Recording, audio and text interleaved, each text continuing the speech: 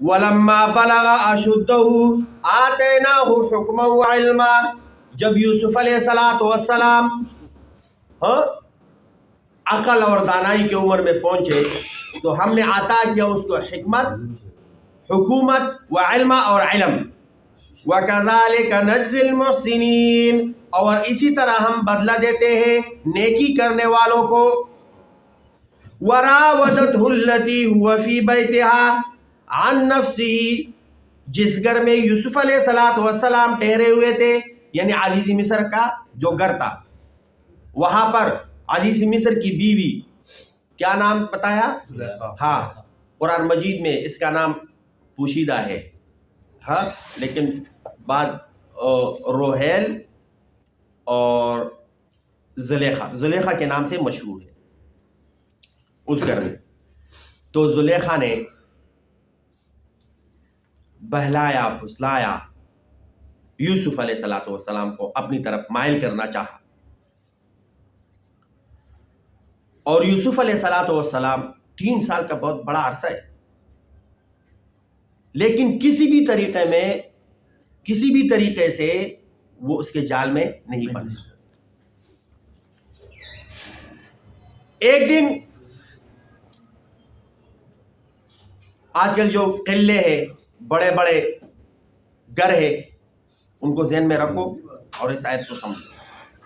مین دروازہ، وہ دروازہ، پھر اندر جا کے ایک کمرہ.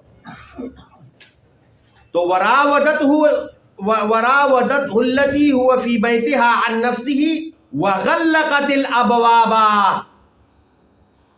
تو ایک خفیہ کمرے میں لے گئی اور دروازے بند کر دیے. دروازے جس دروازے سے گزرتی تھی تو دروازے کو بند کر دیا. وقالت، اور کہنے لگی، حیت لک، آ جاؤ. یعنی نیت اچھا نہیں تھا، ارادہ اچھا نہیں تھا. حیت لک، میں آپ کے سامنے ہوں. اب قال، یوسف علیہ السلام نے فرمایا، معاذ اللہ، اللہ کی پناہ، معاذ اللہ، اللہ کی پناہ. انہ ربی احسن مثوایا، وہ میرا رب ہے جس نے مجھے اچھا ٹھکانہ دیا، جس نے مجھے اچھا.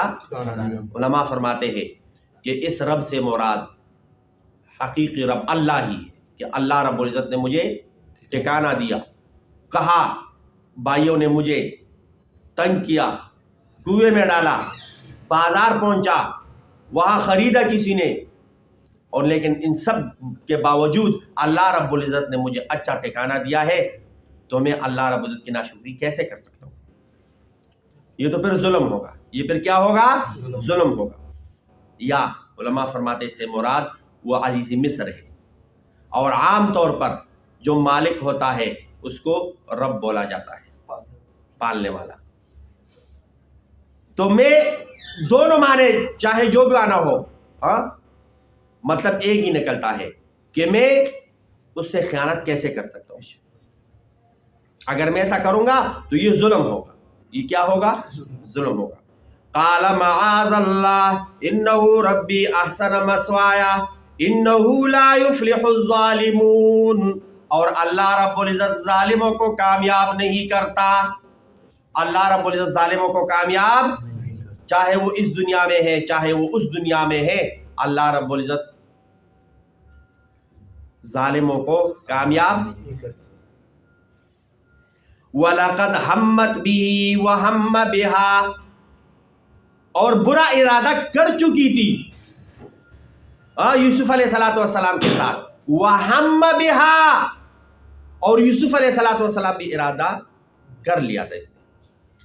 اب یہاں پر مفسرین فرماتے ہیں ہمت بھی، اس نے ارادہ کر لیا تھا برائی کا، لیکن وَهَمَّ بِهَا، یوسف علیہ السلام نے ارادہ کر لیا تھا کس چیز کا؟ 2 چیزیں آتی ہیں، یا تو مارنے کا، یا وَهَمَّ بِهَا، اور ارادہ کر لیا تھا کہ اس سے شادی کروں، اس سے کیا کر لوں؟ لیکن اگر بندے کے اندر گناہ کا مادہ ہی نہ ہو، وہ تو پھر انسان ہی نہیں. وہ تو پھر فرشتہ ہوگا جن کے اندر گناہ کا مادہ ہی نہیں. اور ایک درس حدیث میں ہم نے پڑھا تھا کہ جو بندہ نیکی کا ارادہ کرتا ہے اب نیکی کی نہیں ہے، اللہ رب العزت اس کو اس نیکی کا ارادہ کرنے پر نیکی عطا کرتا ہے، ثواب عطا کرتا ہے. اور اگر کوئی برائی کا ارادہ کرتا ہے اور پھر برائی نہیں کرتا تو پھر بھی اس کے لیے نیکی لکھ دی جاتی ہے. تو یہاں پر دیکھو وَحَمَّتْ بِهِ، زلیخا نے ارادہ کر لیا برائی کا یوسف علیہ السلام کے ساتھ. یوسف علیہ السلام نے ارادہ کر لیا لیکن برا کام نہیں کیا، برا کام نہیں کیا. اور اگر تو یہ معلوم ہوا کہ باوجود گناہ پر قادر ہونے کے، باوجود گناہ پر قادر ہونے کے گناہ نہ کرنا یہ پھر سبب بنتا ہے ثواب کا، اجر کا اور اللہ رب العزت کی رضامندی کا. ابھی ہم مسجد میں کہتے ہیں ہم بد نظری نہیں کرتے، تم بد نظری کیسے نہیں؟ یہاں کون سے بد نظری کے اسباب موجود ہیں؟ بد نظری سے بچنا ہے کہاں پر؟ جہاں پر اس کے اسباب موجود ہو. ہم بازار جا رہے ہیں، مارکیٹ جا رہے ہیں، تو پھر ہمیں چاہیے کہ ہم بد نظری نہ کریں. اب یہاں پر مسجد میں تو ایسی کوئی چیز یا سبب نہیں ہے کہ ہم بد نظری کریں. تو گناہ پر جب بندہ قادر ہو اور گناہ نہیں کرتا تو گناہ نہ کرنے کا ثواب اس کو عطا کیا جاتا ہے. لولا ارآ برہان ربی، اگر یوسف علیہ السلام اپنے رب کا دلیل نہ دیکھتا تو وہ بھی یہ برا کام کر گزرتا. وہ دلیل کیا تھی؟ مفسرین فرماتے ہیں کہ یہ عزیز مصر کی تصویر تھی. عزیز مصر کی تصویر تھی، وہ سامنے آیا. یوسف علیہ السلام نے فوراً میں اپنے مالک کے ساتھ کیسے خیانت کر سکتا ہوں؟ اس نے مجھے گھر دیا، پناہ دی، عزت اکرام کے ساتھ مجھے رکھ رہا ہے، تو میں اس کی بیوی کے ساتھ یہ بدکاری کروں؟ یہ تو ظلم ہے. یہ کیا ہے؟ اور انہ لا یفلح الظالمون، ظالم کامیاب نہیں. دوسری تفسیر اس کی یہ ہے کہ یعقوب علیہ السلام کی تصویر سامنے آئی. یعقوب علیہ السلام کی تصویر سامنے آئی. فوراً یوسف علیہ السلام نے ارادے پر عمل نہیں کیا اور رک گئے. اگر وَحَمَّ بِهَا لَوْلَا أَن رَأَىٰ بُرْهَانَ رَبِّهِ، یوسف علیہ السلام بھی برا ارادہ اگر اپنے رب کا دلیل نہ دیکھتا. اور بعض مفسرین فرماتے ہیں کہ وہاں پر جب یوسف علیہ السلام نے اوپر نظر اٹھائی تو چھت پہ لکھا ہو، یہ 4 آیتیں قرآن مجید کی لکھی ہوئی تھی. نمبر 1 وَلَا تَقْرَبُوا الزِّنَا إِنَّهُ كَانَ فَاحِشًا وَسَاءَ سَبِيلًا، زنا کے قریب مت جاؤ، یہ برا راستہ ہے، یہ برا راستہ ہے. اور دوسری آیت لکھی ہوئی تھی وَإِنَّ عَلَيْكُمْ لَحَافِظِينَ، تمہارے اوپر نگہبان موجود ہے جو لکھ رہے ہیں. تم اچھا کرتے ہو وہ بھی لکھتے ہیں، برا کرتے ہو وہ بھی لکھتے ہیں. اور ایک اور آیت وَمَا تَكُونُوا فِي شَأْنٍ، تم جس حالت میں بھی ہو اللہ تمہیں دیکھ رہا ہے، اللہ تمہیں دیکھ رہا ہے. 3 آیتیں ہو گئی. جس طرح کرامن کاتبین، کرامن کاتبین دائیں اور بائیں جو فرشتے ہوتے ہیں وہ بھی عمل نامہ لکھ رہے ہوتے ہیں کہ کون کیا کرتا ہے. تو ان آیتوں کو جب دیکھا تو فوراً اپنے ارادے سے پیچھے ہٹے. اب كَذَلِكَ لِنَصْرِفَ عَنْهُ السُّوءَ وَالْفَحْشَاءَ، اسی طرح ہر قسم کی بے حیائی اور برے کاموں سے ہم نے دور کر دیا، یا برے اور بے حیائی والے کام ہم نے یوسف علیہ السلام سے دور کر دیے. إِنَّهُ مِنْ عِبَادِنَا الْمُخْلَصِينَ، اس لیے کہ یوسف علیہ السلام ہمارے مخلص بندوں میں سے تھے، ہمارے مخلص بندوں میں سے تھے. وَاسْتَبَقَ الْبَابَ، اب یوسف علیہ السلام وہاں سے بھاگنے لگے دروازوں کی طرف، اور دروازے خود بخود آٹومیٹک کھل گئے. اور زلیخا بھی پیچھے بھاگنے لگی تاکہ اس کو پکڑ لے اور اپنے خواہش کو پورا کر لے. تو جب آخری دروازے پہ پہنچے تو جو پیچھے سے کرتا تھا نا وہ ہاتھ میں آیا. اور قریب تھا کہ یوسف علیہ السلام پیچھے گر جاتے، لیکن آگے کو زور لگایا تو یوسف علیہ السلام تو آگے چلے گئے اور اس کے ہاتھ میں وہ کرتا آیا اور وہ پیچھے سے وہ قمیص پٹ گیا، اور آخری دروازہ جب کھلا سامنے عزیز مصر کھڑا ہے۔ دونوں نے دیکھا تو فوراً وہ کہنے لگی کہ اس بندے کی کیا سزا ہے جو آپ کے اہلیہ کے ساتھ برے کام کا ارادہ رکھتا ہو، بدکاری کا ارادہ رکھتا ہو۔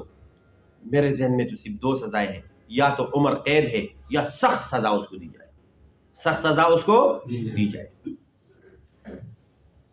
تو وہاں پر کہتے ہیں کہ ایک بچے نے گواہی دی،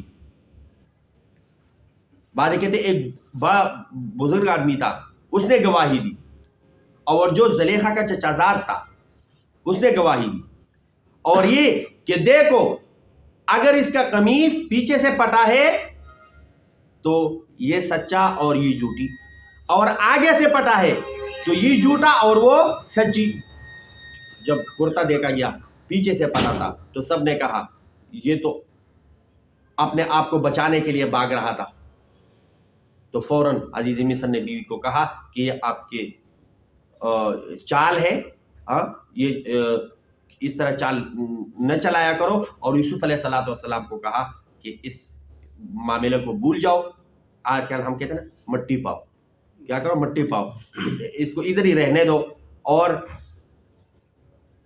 اپنی بیوی کو کہا کہ تو اپنی گناہ پر استغفار کرو، اپنے گناہ پر کیا کرو، استغفار کرو۔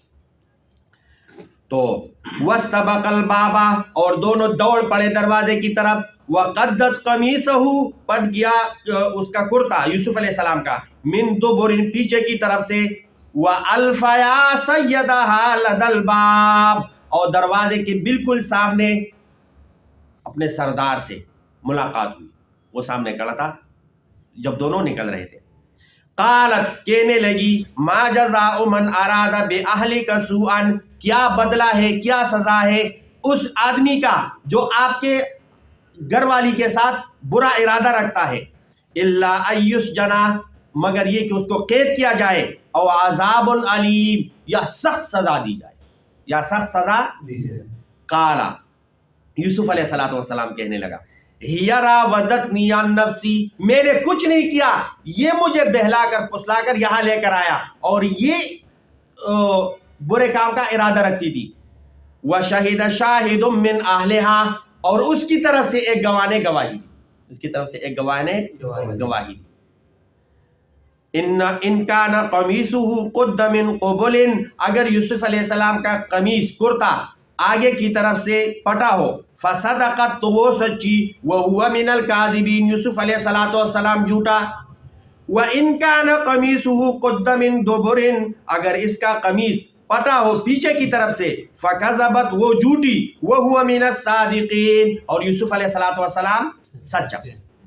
فَلَمَّا رَأَىٰ قَمِيصَهُ، جب اس کے قمیص کو دیکھا گیا، قُدَّ مِن دُبُرٍ، وہ پٹا ہوا تھا پیچھے کی طرف سے، قَالَ إِنَّهُ مِن كَيْدِكُنَّ، تو عزیز مصر کہنے لگا اپنی بیوی کو، یہ آپ کی کیا ہے، مکر فریب ہے، ان کیدکن عظیم، اور عورتوں کی مکر فریب بہت بڑا ہوتا ہے۔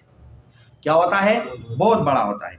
یوسف، اور یوسف علیہ السلام کو مخاطب کر کے کہا، یوسف، اے یوسف، اعرض عن ھذا، اس معاملے کو جانے دے، اس معاملے کو مٹی پائے، واستغفری لذنبک، اور اپنی بیوی کو کہا اپنے گناہ پر بخشش مانگے، اپنے گناہ پر کیا کرے، بخشش مانگے، انکی کنتی من الخاطئین، تو خطا کار ہے، تو کیا ہے، خطا کار ہے۔